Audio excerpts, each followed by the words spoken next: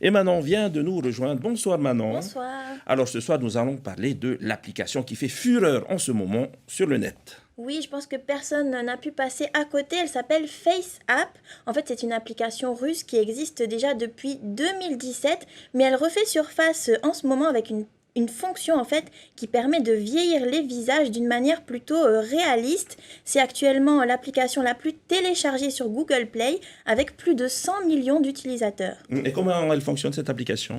Eh bien, c'est grâce à une intelligence artificielle, en fait, qui se perfectionne au fur et à mesure qu'elle reçoit des images. Plus les algorithmes de cette intelligence artificielle ingèrent des données, et plus elle est performante, en fait.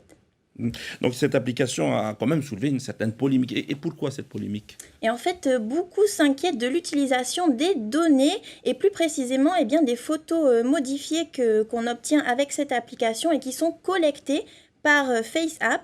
Il faut savoir qu'en Europe et aussi en Polynésie, le règlement général sur la protection des données exige d'avoir un consentement des utilisateurs. Or, FaceApp collecte vos données sans votre consentement.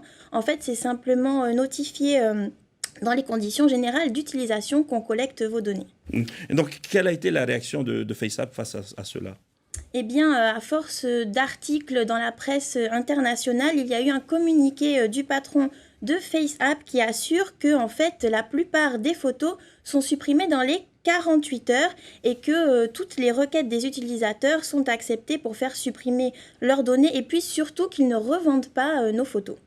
Mais FaceApp n'est quand même pas la seule application à utiliser des données personnelles aujourd'hui. Alors non, évidemment, on a Facebook et puis aussi Snapchat très utilisé en Polynésie qui mentionne dans leurs conditions d'utilisation eh bien, que les utilisateurs accordent une licence d'utilisation des contenus, mais encore faut-il lire ces conditions générales, ce que personne ne fait.